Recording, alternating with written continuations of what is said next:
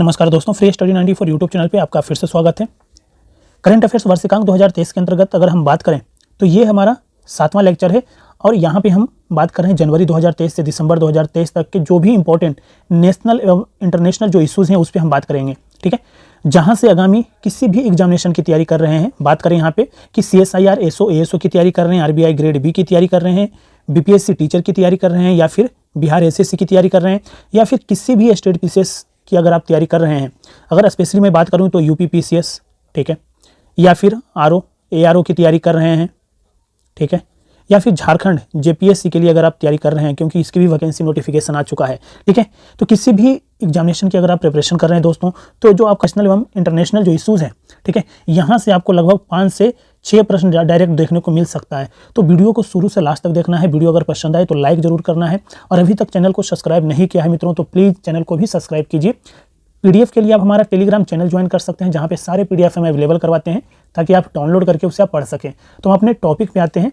सबसे पहले अगर हम बात करें तो कहा जा रहा है सुशासन नियम 2023। ठीक है, कहा जाता है कि सुशासन नियम 2023 की मंजूरी किस सरकार के द्वारा दिया गया है, तो आपको याद रखना है कि ये महाराष्ट्र सरकार के द्वारा दिया गया है दोस्तों। ठीक है, मुख्यमंत्री एकनाथ शिंदे कहाँ के मुख्यमंत्री हैं बताइए, तो ये हैं महाराष्ट्र के। ठीक है, ये सारी चीज़ें आपसे पूछा जा सकता है, तो ये महाराष्ट्र सरकार के द्वारा, ठीक है, महाराष्ट्र के मुख्यमंत्री के द्वारा जो है सुशासन नियम 2023 को मंजूरी दी गई है। इसके तहत कहा गया है कि राज्य प्रशासन को अधिक जवाबदेह, लोगों के लिए सुलभ और सक्रिय और पारदर्शी बनाया जाएगा। ठीक है, समझ में आई बातें। तो इसके तहत राज्य प्रशासन को, ठीक है, जो आपका स्टेट का जो गवर्नेंस है, ठीक है, उसको क्या किया जाएगा, अकाउंटेबल बनाया जाएगा। लोगों को और भी बहुत सारी सुविधाएं उपलब्ध करवाई जाएंगी, बहुत सारी चीज़ें जो है गवर्नेंस में बहुत सारी चीज़ें को सुलभ बनाया जाएगा, और उसको जो है एक्टिव बनाया जाएगा, और ट्रांसपेरेंसी भी बनाया जाएगा। इसका उद्देश्य आपको याद रखना है। ठीक है, किस सरकार के द्वारा, तो ये आपको याद रखना है महाराष्ट्र सरकार के द्वारा, मुख्यमंत्री एकनाथ शिंदे के द्वारा। कहा जाता है कि जो शिंदे हैं ने इसमें कहा है कि जलवायु परिवर्तन के प्रभावों से निपटने के लिए एक विशेष इकाई के गठन का भी प्रावधान किया गया है। ठीक है, ये भी आपको याद रखना है। सुशासन नियमन वाला जो है महाराष्ट्र जो है ये देश का पहला राज्य बन गया है, तो ये भी आपको ध्यान रखना है। ठीक है, तो यहाँ से आपको लगभग 2 से 3 प्रश्न आपको बन सकता है। ठीक है, एक तो आपसे पूछा जा सकता है कि सुशासन नियम 2023 किस राज्य सरकार के द्वारा लागू किया गया है। ठीक है, तो ये आपको याद रखना है महाराष्ट्र सरकार के द्वारा।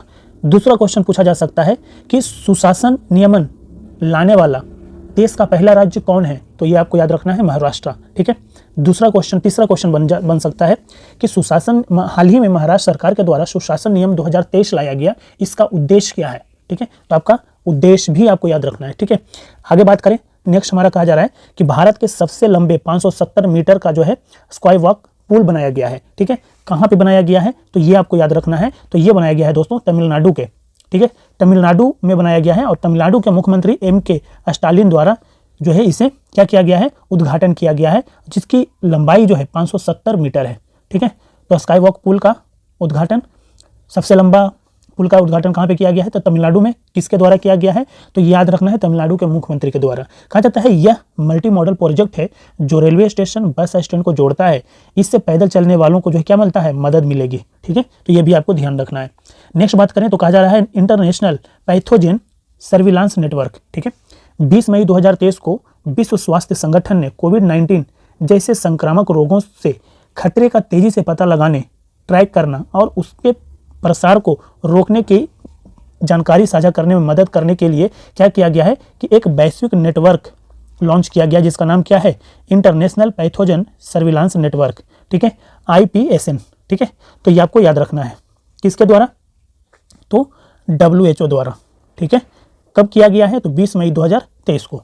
ठीक है, अगर हम यहीं पे बात करें दोस्तों, तो कहा जा रहा है कि 76वीं विश्व स्वास्थ्य सभा, ठीक है, अब ये कहाँ पे आयोजित हुई, ये आपको याद रखना है। ठीक है, तो कहा जा रहा है कि इसे जो है जिनेवा स्विट्जरलैंड में आयोजित किया गया। कब किया गया, 30 मई 2023 को। ठीक है, कहा जाता है कि इस वर्ष की जो थीम है वो थीम क्या था, तो 75 पर WHO, जीवन बचाना, सभी के लिए स्वास्थ्य चलाना। ठीक है, कहा जाता है जिनेवा में पहली विश्व स्वास्थ्य सभा जून से जुलाई 1948 तक आयोजित की गई थी। ठीक है, तो ये भी आपको याद रखना है।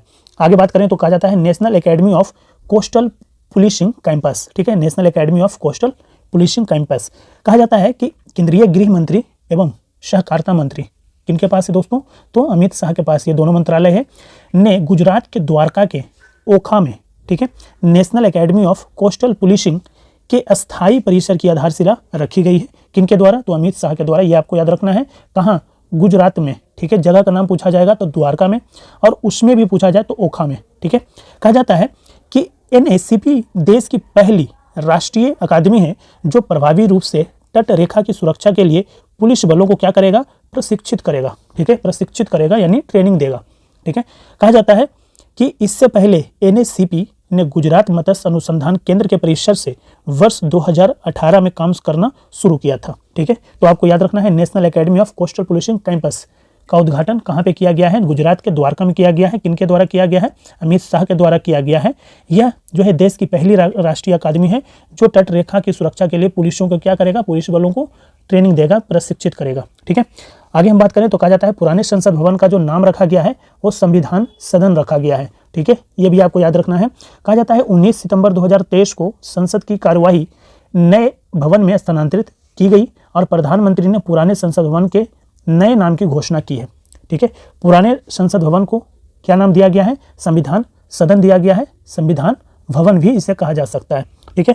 कहा जाता है जब हमें इसे संविधान सदन कहते हैं तो उन महान लोगों को स्मृतियाँ, उन महान लोगों की स्मृतियाँ जो है इससे जुड़ी हुई है, जो कभी यहाँ पे बैठ करके संविधान सभा से जो है क्या किए थे, इससे जुड़े थे, ठीक है। कहा जाता है कि अब तक लोकसभा और राज्यसभा ने संयुक्त रूप से 4000 से अधिक कानून पारित कर चुके हैं, ठीक है। तो ये भी आपको ध्यान रखना है। पुराने संसद भवन का नाम क्या रखा गया है, तो संविधान सदन कहा गया है, इसका नाम रखा गया है, ठीक है। और कब इसका नाम अनाउंस किया गया, तो 19 सितंबर 2023 को। किनके द्वारा, तो प्रधानमंत्री नरेंद्र मोदी के द्वारा, ठीक है, ध्यान रखना है। आगे हम बात करें तो कहा जाता है दोस्तों विशेष पर्यटन पर्व 2025। कहा जाता है नेपाल की संघीय संसद की संयुक्त बैठक के दौरान राष्ट्रपति रामचंद्र पौडेल ने 2080-81 वित्तीय वर्ष के लिए घोषणा की है कि विक्रम संवत कैलेंडर में 2080 के दशक को नेपाल यात्रा दशक के रूप में मान्यता प्रदान किया जाएगा, ठीक है। तो ये आपको ध्यान रखना है। विश्व पर्यटन वर्ष 2025 किस सरकार के द्वारा लॉन्च किया गया है, बताया गया है, मान्यता प्रदान किया गया है, तो आपको याद रखना है नेपाल, ठीक है। यहीं पे अगर हम बात करें तो कहा जाता है कि वर्ष 2025 को पर्यटन के लिए एक विशेष वर्ष के रूप में नामित किया गया है। तो ध्यान रखना है किसके द्वारा नामित किया गया दोस्तों, तो नेपाल सरकार के द्वारा, ठीक है। कहा जाता है राष्ट्रपति ने घोषणा की है कि नेपाल के सांस्कृतिक मूल्यों को बढ़ावा देने में योगदान देने वाले विदेशी नागरिकों को समरमाथा नामक विशेष सम्मान प्रदान किया जाएगा, ठीक है। तो समरमाथा ये भी आपको याद रखना है। नेक्स्ट कहा जा रहा है यहाँ पे सतत भूमि प्रबंधन के लिए उत्कृष्टता केंद्र 20 मई 2023 को केंद्रीय मंत्री भूपेंद्र यादव ने भारतीय वानिकी अनुसंधान और शिक्षा परिषद देहरादून में सतत भूमि प्रबंधन पर उत्कृष्टता केंद्र का उद्घाटन किया है। COESLM का उद्देश्य क्या है, ठीक है, यानी आपको देखिए सतत भूमि प्रबंधन पर उत्कृष्टता केंद्र का उद्देश्य क्या है, तो ये आपको ध्यान रखना है।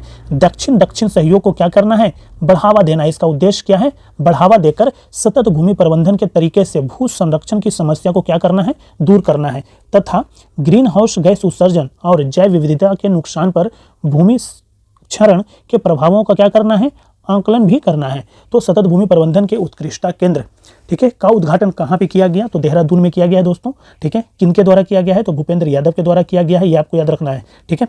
नेक्स्ट बात करें तो कहा जाता है लवकुश वाटिका। लवकुश वाटिका की बात करें तो कहा जाता है कि राजस्थान के जो तत्कालीन मुख्यमंत्री हैं, कौन थे, पूर्व मुख्यमंत्री कौन थे वहाँ के, तो ये थे अशोक गहलोत, ठीक है। तो ये 20 मई 2023 की बात है। तो उस समय के जो मुख्यमंत्री थे अशोक गहलोत ने जो है राज्य के सभी जिलों में 2 लवकुश वाटिका विकसित करने के लिए 66 करोड़ रुपये की मंजूरी प्रदान किया था। इससे राज्य में जो है इको टूरिज्म को क्या मिलेगा, बढ़ावा दिया जाएगा। तो इसका याद रखना है कि लवकुश वाटिका का उद्देश्य क्या है, तो इको टूरिज्म को जो है क्या करना है, बढ़ावा देने के लिए इसको जो है बनाया गया, लागू किया गया था, ठीक है। और किसके द्वारा, तो ये जो है राजस्थान सरकार के द्वारा, ठीक है। ये भी आपको ध्यान रखना है। कहा जाता है कि इसके अलावा शहरी विकास की जो है बेहतर योजना और प्रबंधन के लिए 4 शहरों, कहाँ पे देखिए, जोधपुर, उदयपुर, कोटा, अजमेर में जो है GIS आधारित 3D सिटी मॉडल पर बनाया जाएगा, ठीक है। GIS आधारित 3D सिटी मॉडल बनाया जाएगा। कहा जा रहा है यहाँ पे राजधारा सैटेलाइट इमेजरी रिपोजिटरी पर राजस्थान के विभिन्न कालखंडों के सैटेलाइट इमेजरी का भंडार भी स्थापित किया जाएगा। ठीक है, नेक्स्ट में हम बात करें दोस्तों तो कहा जा रहा है यहाँ पे भारत इजराइल जल प्रौद्योगिकी केंद्र। ठीक है, कहा जाता है IIT मद्रास ने भारत इजराइल जल प्रौद्योगिकी केंद्र स्थापित करने के लिए इजराइल के साथ क्या किया है, साझेदारी किया है। ठीक है, तो आपको याद रखना है कौन सा संस्था है, तो IIT मद्रास। ठीक है, कहा जाता है कि इस संयुक्त पहल का जो उद्देश्य है वो भारत में जल संसाधन प्रबंधन और जल प्रौद्योगिकियों में जो चुनौती आ रहा है उसका क्या करना है, समाधान करना इसका मुख्य उद्देश्य है। तो आपको याद रखना है कि इस संस्था के द्वारा साझा किया गया IIT मद्रास के द्वारा। ठीक है, नेक्स्ट बात करें तो कहा जाता है भारत का सबसे बड़ा हाई कोर्ट झारखंड। ठीक है, कहा जाता है झारखंड के रांची में भारत का सबसे बड़ा हाई कोर्ट भवन बना है जो नई दिल्ली में सुप्रीम कोर्ट से 3 गुना क्या है, बड़ा है। ये भी ध्यान रखना है। कहा जा रहा है 24 मई 2023 को राष्ट्रपति द्रौपदी मुर्मू ने रांची में नवनिर्मित अत्याधुनिक झारखंड उच्च न्यायालय भवन का क्या किया, उद्घाटन किया है। तो ये आपको ध्यान रखना है। ठीक है, कि जो भारत का जो सुप्रीम कोर्ट है उससे जो है 3 गुना इसकी जो है कि क्या है, जो है बड़ा है। ठीक है, और ये भारत का सबसे बड़ा हाई कोर्ट है। ठीक है, और इसका उद्घाटन कब किया गया, तो 24 मई 2023 को किया गया। और किनके द्वारा किया गया, तो हमारे राष्ट्रपति द्रौपदी मुर्मू के द्वारा किया गया है। ठीक है, कहा जा रहा है दोस्तों लिटिल इंडिया। ठीक है, लिटिल इंडिया की बात करें तो कहा जाता है कि ऑस्ट्रेलियाई सरकार ने घोषणा किया है कि सिडनी के एक उपनगर हैरिस पार्क को अब लिटिल इंडिया के रूप में जाना जाएगा। ठीक है, तो सिडनी का एक जगह है, क्या नाम है, हैरिस पार्क। ठीक है, इसको अब लिटिल इंडिया के नाम से जाना जाएगा। और ये घोषणा किसके द्वारा किया गया है, तो ऑस्ट्रेलियाई गवर्नमेंट के द्वारा किया गया है। कहा जा रहा है कि जो हैरिस पार्क है एक संपन्न, गतिशील, बहुसांस्कृतिक केंद्र है जो संस्कृतियों और बड़ी भारतीय आबादी के मिश्रण के लिए जाना जाता है। तो लिटिल इंडिया याद रखना है। ठीक है, ऑस्ट्रेलियाई सरकार के द्वारा घोषणा किया गया है कि वहाँ की जो एक शहर है सिडनी का जो उपनगर है, ठीक है, हैरिस पार्क को जो है लिटिल इंडिया के नाम से जाना जाएगा। ठीक है, नेक्स्ट कहा जा रहा है पहला ई शासित राज्य। कहा जाता है कि केरल जो है भारत का पहला राज्य बना है जो अपनी सार्वजनिक सेवाओं को पूरी तरह से ई-गवर्नेंस प्लेटफॉर्म पर संचालित कर रहा है। ठीक है, तो आपको याद रखना है कि केरल जो है पहला ई शासित राज्य बन गया है। ठीक है, कहा जा रहा है कि यहाँ इंटरनेट सेवा को नागरिक का मौलिक अधिकार माना जाएगा। ठीक है, कहा जाता है यह उपलब्धि ई सेवनम नामक एकल खिड़की सेवा वितरण तंत्र के माध्यम से हासिल की गई है। ठीक है, तो आपको ध्यान रखना है। ठीक है, नेक्स्ट कहा जा रहा है दोस्तों यहाँ पे स्वास्थ्य चेतावनी लेवलिंग। ठीक है, स्वास्थ्य चेतावनी लेवलिंग।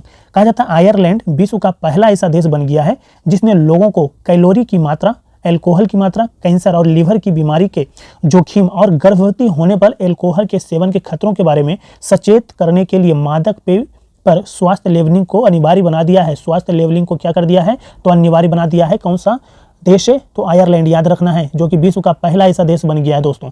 ठीक है, स्वास्थ्य चेतावनी लेवलिंग लागू करने वाला विश्व का पहला जो देश है वो आपको याद रखना चाहिए। कौन है, तो आयरलैंड है। ठीक है, ध्यान रखना है। नेक्स्ट कहा जा रहा है दोस्तों यहाँ पे कि विश्व का सबसे लंबा गीत, ठीक है, श्री रामचरित मानस। कहा जा रहा है कि 23 मई 2023 को मीडिया से प्राप्त जानकारी के अनुसार श्री रामचरित मानस अब विश्व का सबसे लंबा गीत बन गया है। विश्व का सबसे लंबा गीत बन गया है, ये आपको ध्यान रखना है। कहा जा रहा है उत्तर प्रदेश के बनारस के डॉक्टर जगदीश पिल्लई ने 138 घंटे 41 मिनट 2 सेकंड के श्री रामचरित मानस गीत को जो है अपनी आवाज़ दी है। ठीक है, 138 घंटे 41 मिनट 2 सेकंड के श्री रामचरित मानस गीत को क्या किया है, अपना वॉइस दिया है। किसने दिया है, तो बनारस के डॉक्टर जगदीश पिल्लई हैं, इन्होंने दिया है दोस्तों। ठीक है, तो विश्व का सबसे लंबा गीत क्या है, श्री रामचरित मानस। ठीक है, नेक्स्ट कहा जा रहा है यहाँ पे पटना नगर निगम। ठीक है, कहा जा रहा है 23 मई 2023 को बिहार के पटना नगर निगम के महापौर, उप महापौर और नगर आयुक्त ने भारतीय रिजर्व बैंक द्वारा उत्पन्न डिजिटल मुद्रा ई-रुपया का शुभारंभ किया है। ठीक है, तो ये आपको याद रखना है। ठीक है, कि डिजिटल मुद्रा ई-रुपया का शुभारंभ किया है, पटना नगर निगम के द्वारा किया गया है। कहा जाता है कि पेमेंट से लेकर बाकी कामकाज के लिए भी ई-रुपये का इस्तेमाल किया जाएगा, तो ध्यान रखना है। ठीक है, नेक्स्ट कहा जा रहा है कि Phukot Karnali hydro electric project. कहा जा रहा है NHPC लिमिटेड भारत और विद्युत उत्पादन कंपनी लिमिटेड BUCL नेपाल में Phukot Karnali hydro electric project, जिसकी क्षमता कितनी होगी, तो 480 मेगावाट की होगी, के विकास के लिए नई दिल्ली में एक समझौता ज्ञापन पर क्या किया, हस्ताक्षर किया है। कहा जा रहा है कि इसके अलावा बथनाहा से नेपाल कस्टम यार्ड के लिए पहली कार्गो रेलगाड़ी, रुपईडीहा से नेपालगंज और सोनौली से भरौआ के बीच एकीकृत चेक पोस्ट का भी उद्घाटन किया गया है। कहा जा रहा है दोनों देशों के नेताओं ने मोतिहारी से अमलेखगंज के बीच पाइपलाइन परियोजना के दूसरे चरण की भी जो है आधारशिला रखी है। तो आपको ये सबसे इंपॉर्टेंट यहाँ पे फैक्ट याद रखना है कि Phukot Karnali hydro electric project किन दो देशों के बीच जो है चलाए जाने वाला या फिर साझा करने वाला जो है प्रोजेक्ट है। तो आपको ध्यान रखना है भारत और नेपाल, ठीक है, ध्यान रखना है। नेक्स्ट बात करें दोस्तों तो कहा जाता है पूर्वोत्तर भारत की पहली वंदे भारत एक्सप्रेसवे ट्रेन। कहा जाता है 19 मई 2023 को प्रधानमंत्री नरेंद्र मोदी ने वीडियो कॉन्फ्रेंसिंग के माध्यम से गुवाहाटी में पूर्वोत्तर भारत की वह असम की पहली वंदे भारत एक्सप्रेस ट्रेन को जो है हरी झंडी दिखाकर के रवाना किया है। यह ट्रेन 5.5 घंटे में 410 किलोमीटर लंबी यात्रा तय कर गुवाहाटी से न्यू जलपाईगुड़ी को जोड़ने वाली है और यह 18वीं वंदे भारत एक्सप्रेस सेवा है भारत का, ठीक है, तो ध्यान रखना है। अगर हम यहीं पे बात करें तो कहा जाता है कि पहली वंदे भारत एक्सप्रेस ट्रेन जो है 15 फरवरी 2019 को नई दिल्ली, कानपुर, इलाहाबाद, वाराणसी मार्ग पर रवाना किया गया था और प्रधानमंत्री नरेंद्र मोदी ने दक्षिण भारत की पहली वंदे भारत ट्रेन को हाल ही में हरी झंडी दिखा करके जो है रवाना किया था और दक्षिण भारत की यह ट्रेन चेन्नई और मैसूर के बीच चलाई गई है, ठीक है, तो ये भी आपको ध्यान रखना है। नेक्स्ट पे हम बात करें, कहा जा रहा है अराकू वैली कॉफ़ी वह काली मिर्च जैविक प्रमाणीकरण मिल गया है, ठीक है। कहा जाता है कि अराकू घाटी एजेंसी आंध्र प्रदेश में आदिवासियों द्वारा उगाई गई कॉफ़ी बीन्स और काली मिर्च को जैविक प्रमाणीकरण प्राप्त हुआ है। एपीडा एक केंद्रीय सरकारी क्षेत्र का संगठन है जिसने कॉफ़ी के लिए आदिवासी सहकारी समिति गिरिजन सहकारी निगम को जैविक प्रमाणीकरण प्रदान किया है, ठीक है, तो आपको याद रखना है ये फैक्ट, ठीक है। कहा जा रहा है कि चीता परियोजना की देखरेख हेतु समिति गठित किया गया है। चीता परियोजना को देखरेख हेतु समिति गठित किया गया है दोस्तों, ठीक है। अब ये समिति जो गठित किया गया है किनकी अध्यक्षता में, तो अध्यक्षता आपको याद रखना है कि इसके जो है अध्यक्ष कौन है, ठीक है, तो आपको फैक्ट यहीं से बन सकता है। तो इसकी जो अध्यक्षता है क्या कौन कर रहे हैं, तो ये जो है कि राजेश गोपाल जिनको जो है अध्यक्ष नियुक्त किया गया है। कहा जाता है कि राष्ट्रीय बाघ संरक्षण प्राधिकरण ने पर्यावरण, वन और जलवायु परिवर्तन मंत्रालय के तहत 11 सदस्यीय चीता परियोजना संचालन समिति की स्थापना की है और ग्लोबल टाइगर फोरम के महासचिव राजेश गोपाल को इसका अध्यक्ष नियुक्त किया गया है दोस्तों। पिछले 2 महीनों में ट्रांसलोकेशन प्रोजेक्ट के तहत लाए गए 6 चीतों की मौत के बाद यह फैसला लिया गया है। तो ट्रांसलोकेशन प्रोजेक्ट के तहत ये भी आपको याद रखना है ये क्या है, ठीक है, तो लाए गए 6 चीतों की मौत के बाद यह फैसला लिया गया है। तो ये आपको सबसे पहले इसका जो है अध्यक्ष कौन है, तो ठीक है, तो ये आपको याद रखना है राजेश गोपाल, ठीक है, राजेश गोपाल, ध्यान रखना है, ठीक है, फैक्ट यहीं से बनेंगे। चीता परियोजना की जो है देखरेख हेतु समिति किनकी अध्यक्षता में गठित किया गया है, तो आपको याद रखना है राजेश गोपाल की अध्यक्षता में, ठीक है। नेक्स्ट आ जा रहा है भारत का पहला रीडिंग लॉन्च, ठीक है, कहा जा रहा है लाल बहादुर शास्त्री अंतर्राष्ट्रीय हवाई अड्डा भारत का पहला ऐसा हवाई अड्डा बन गया है जहां रीडिंग लॉन्च जो है लगा है, ठीक है।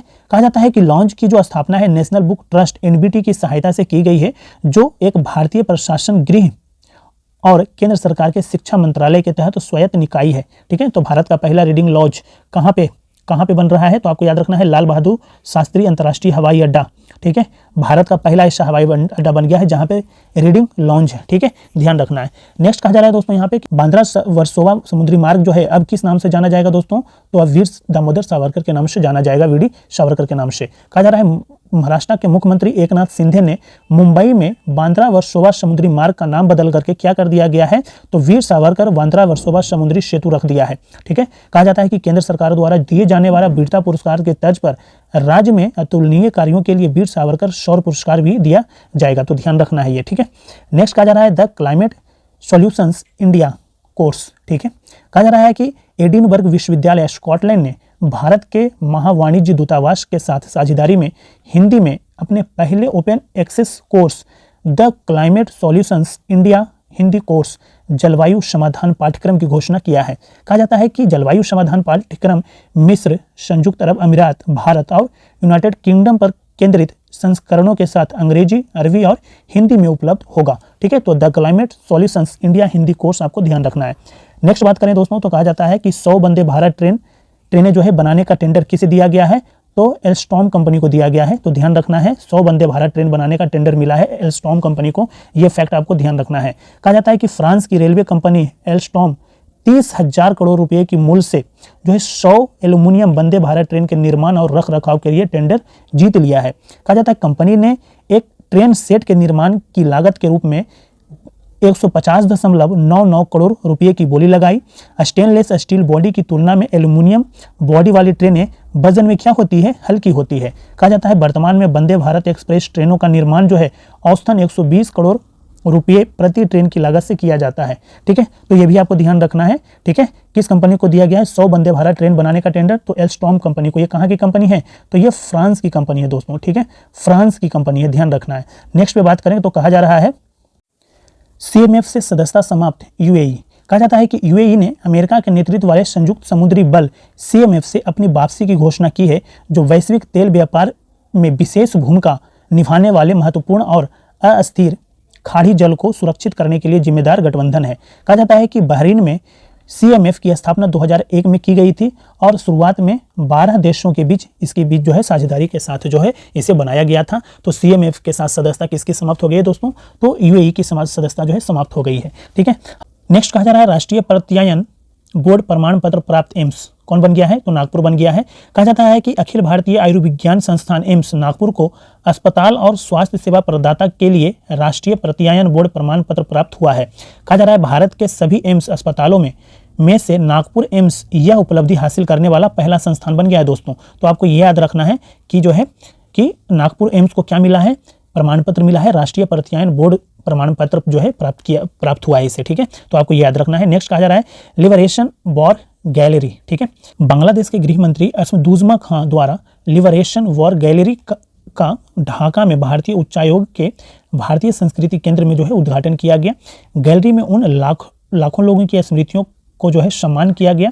ठीक है, जिन्होंने 1971 के बांग्लादेश मुक्ति संग्राम के दौरान अपनी जान जो है गंवाई थी। ठीक है, तो याद रखना है लिबरेशन वॉल गैलरी। ठीक है, ध्यान रखना है। नेक्स्ट बात करें तो कहा जाता है जूना खटिया गांव। जूना खटिया गांव कहा जाता है गुजरात के कच्छ जिले के जूना खटिया गांव के बाहरी इलाके में 16 हेक्टेयर के विस्तार में सबसे बड़े नेक्रोपोलिस में से एक, जहां हड़प्पा सभ्यता के पूर्व शहरी चरण के अवशेष प्राप्त हुए हैं। ठीक है, जूना खटिया गांव याद रखना है कहाँ है?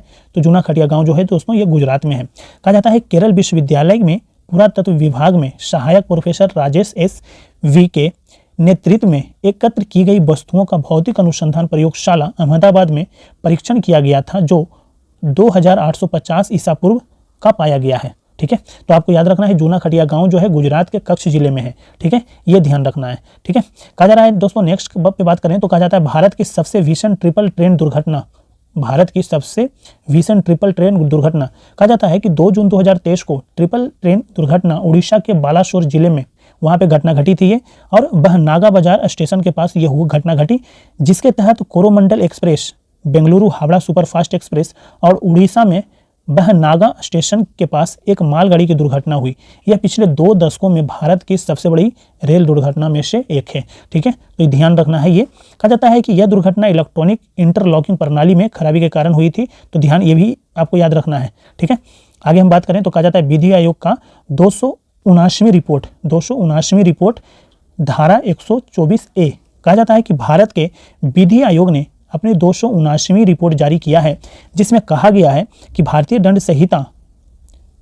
संहिता 1860 की धारा 124A के तहत देशद्रोह के प्रावधान को बरकरार रखने की सिफारिश की गई है। कहा जाता है कि धारा 124A में जो है राजद्रोह को कानून द्वारा स्थापित सरकार के खिलाफ असंतोष भड़काने के प्रयास के रूप में वर्णित किया गया है। रिपोर्ट के अनुसार राष्ट्रीय सुरक्षा को कट्टरपंथी, राष्ट्र विरोधी और अलगाववादी तत्वों के खतरे से बचाना आवश्यक है। ठीक है, तो आगे बात करें तो कहा जा रहा है कि राष्ट्रीय खाद्य सुरक्षा और मानक प्रशिक्षण केंद्र, ध्यान रखना है राष्ट्रीय खाद्य सुरक्षा और मानक प्रशिक्षण केंद्र। कहा जाता है कि केंद्रीय स्वास्थ्य मंत्री कौन है? तो डॉक्टर मनसुख मांडविया हैं, ने जो है उत्तर प्रदेश के गाजियाबाद में भारतीय खाद्य सुरक्षा और मानक प्राधिकरण फसाई के लिए, ठीक है, राष्ट्रीय प्रशिक्षण केंद्र का उद्घाटन किया है। तो यह कहाँ पे राष्ट्रीय प्रशिक्षण केंद्र का स्थापना किया गया है? तो गाजियाबाद में। ठीक है, गाजियाबाद। ठीक है, ये आपको ध्यान रखना है, उत्तर प्रदेश में। ठीक है, उत्तर प्रदेश में। कहा जाता है दोस्तों कि स्ट्रीट वेंडर्स के लिए खाद्य सुरक्षा दिशा निर्देशों के बारे में प्रशिक्षण मॉड्यूल प्रदान करने के लिए एक ई-लर्निंग ऐप खाद्य सुरक्षा और प्रमाणन लॉन्च किया गया है। ठीक है, तो ये भी आपको याद रखना है, ई-लर्निंग ऐप जो है लॉन्च किया गया है, जिससे जो है जो स्ट्रीट वेंडर्स होते हैं, जो फुटपाथों पर आप देखते हैं ठेले रिक्शे पर जो है खाना बेचते हैं, जिनसे हम जो है बर्गर पिज्जा ये सारी चीज़ें खाते हैं, उनकी जो है कि खास सुरक्षा उनके लिए जो है एक दिशा निर्देश जारी किया गया है और उसके माध्यम से उनको क्या किया जाएगा, एक ट्रेनिंग उनको दी जाएगी। ठीक है, तो ई लर्निंग ऐप लॉन्च किया गया है। नेक्स्ट हम बात करें तो कहा जाता है यूनिवर्सल पोस्टल यूनियन का दक्षिण एशिया कार्यालय, कहा जाता है नई दिल्ली में एक क्षेत्रीय कार्यालय स्थापित करने के लिए यूनिवर्सल पोस्टल यूनियन के साथ एक समझौता किया गया है, जो इस विकास में सहयोग और तकनीकी सहायता प्रदान करेगा। कहा जाता है यह भारत को दक्षिण दक्षिण और त्रिकोणीय सहयोग पर ध्यान देने के साथ डाक क्षेत्र में अधिक सक्रिय भूमिका निभाने की अनुमति देगा। ठीक है, तो ये भी ध्यान रखना है। नेक्स्ट बात करें दोस्तों तो कहा जाता है समुद्री पर्यटन पोत MV एम्प्रेस। ठीक है, कहा जाता है कि 5 जून 2023 को केंद्रीय बंदरगाह जहाज रानी और जल मार्ग मंत्री सर्बानंद सोनोवाल ने चेन्नई में भारत के पहले अंतर्राष्ट्रीय समुद्री पर्यटन पोत MV एम्प्रेस को चेन्नई से श्रीलंका के लिए रवाना किया गया। कहा जाता है कि पहली नियमित अंतर्राष्ट्रीय क्रूज सेवा श्रीलंका में हम्बनटोटा, त्रिंकोमाली और कांकेन संतूरी बंदरगाह को जोड़ती है। GSC shipping India private limited ने इस अंतर्राष्ट्रीय क्रूज सेवा को शुरू करने में जो है भूमिका निभाई है। कहा जा रहा है यह 2022 में पहले अतुल्य भारत अंतर्राष्ट्रीय क्रूज सम्मेलन के दौरान चेन्नई पोर्ट और messrs waterways leisure tourism private limited के बीच एक समझौते का परिणाम है।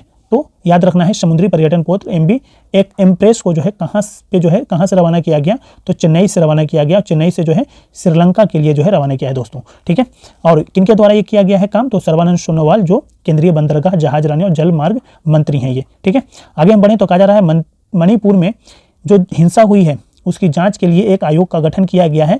तो जो आयोग का जो गठन किया गया है वो किनके अध्यक्षता में किया गया है, जिसका नेतृत्व कौन कर रहे हैं, तो ये हैं गुवाहाटी उच्च न्यायालय के पूर्व मुख्य न्यायाधीश अजय लांबा के नेतृत्व में 3 सदस्यों की जो है कि एक क्या किया गया है, जांच आयोग का गठन किया गया है। ठीक है, तो ये आपको ध्यान रखना है कि जो आयोग जो है वो उनके अध्यक्ष उनकी जो है कि नेतृत्व कौन कर रहे हैं, तो अजय लांबा कर रहे हैं। कहा जाता है इसके अलावा केंद्रीय गृह मंत्री अमित शाह ने मणिपुर राज्य के राज्यपाल अनसुईया उइके की अध्यक्षता में 10 जून 2023 को शांति समिति जो है के गठन की जो है घोषणा किया था। ठीक है, तो ये भी आपको ध्यान रखना है। आगे हम बात करें तो कहा जा रहा है कि पनडुब्बी निर्माता थीसेन ग्रुप मरीन सिस्टम्स, ठीक है, थीसेन ग्रुप मरीन सिस्टम पनडुब्बी निर्माता है। कहा जा रहा है 6 जून 2023 को जर्मन समूह Thyssen group marine systems TKMS और भारतीय shipyard Mazagon dock ship builders limited ने केंद्र सरकार के प्रोजेक्ट 75I के तहत मुंबई में 6 उन्नत पनडुब्बियों के निर्माण के लिए 43,000 करोड़ रुपए की परियोजना के लिए एक समझौता ज्ञापन पर हस्ताक्षर किया है। ठीक है, यह समझौता HDW क्लास 220 पनडुब्बी के लिए रक्षा मंत्री राजनाथ सिंह और जर्मन मंत्री बोरिस पिस्टोरियस की उपस्थिति में हुआ है। इससे पहले वर्ष 1980 के दशक में 4 जर्मन HDW क्लास 209 पनडुब्बियां भारतीय नौसेना में शामिल की गई थी।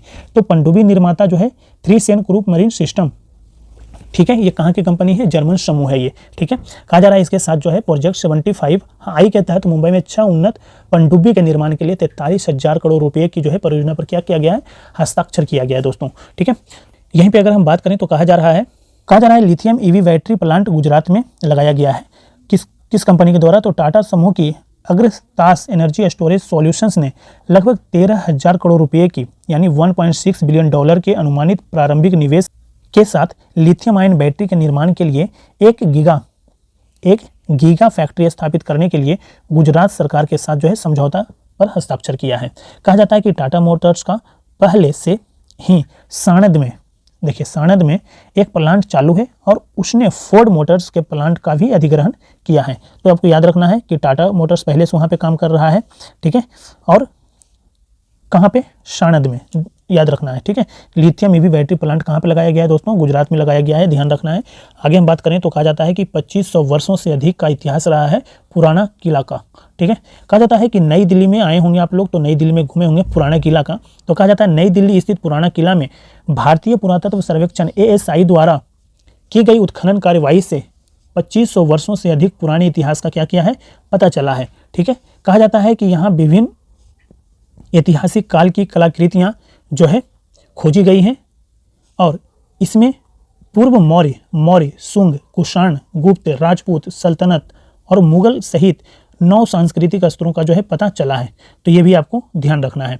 बात हम यहीं पे करें तो कहा जाता है कि for all humanity the future of outer space governance. ठीक है, कहा जाता है कि यूनाइटेड नेशन ऑर्गेनाइजेशन, संयुक्त राष्ट्र संघ ने for all humanity the future of outer space governance शीर्षक से एक संक्षिप्त नीति जारी किया है, जिसका जो उद्देश्य है दोस्तों, ठीक है, उद्देश्य क्या है, शांति, सुरक्षा और वायु अंतरिक्ष में हथियारों की होड़ की क्या करना है, रोकथाम को सुनिश्चित करना है। ठीक है, कहा जाता है वर्तमान में अंतरिक्ष यातायात में समन्वय का अभाव है, जिसमें विभिन्न राष्ट्रीय और क्षेत्रीय संस्थाएं अलग अलग मानकों और प्रथाओं को नियोजित करती है। तो for all humanity the future of outer space governance किसके द्वारा ये जो है लागू किया गया है। ठीक है, तो ये जो है आपको जो है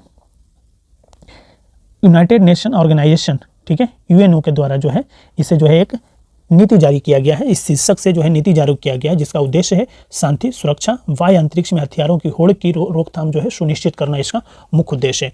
नेक्स्ट बात करें तो कहा जाता है नोवा कखोवाका बांध। ठीक है, नोवा कखोवाका बांध कहाँ पे है, तो कहा जाता है कि ये जो बांध है दक्षिणी यूक्रेन खेरसोन क्षेत्र में नोवा कखोवाका शहर में नीपर नदी पर बना एक प्रमुख जल विद्युत संयंत्र और विशाल जलाशय है। ठीक है, तो ये न्यूज में बना हुआ है, दक्षिणी यूक्रेन को खेरसोन क्षेत्र में जो है ये है। किस नदी पर है दोस्तों, तो ये भी आपको याद रखना है, नीपर नदी।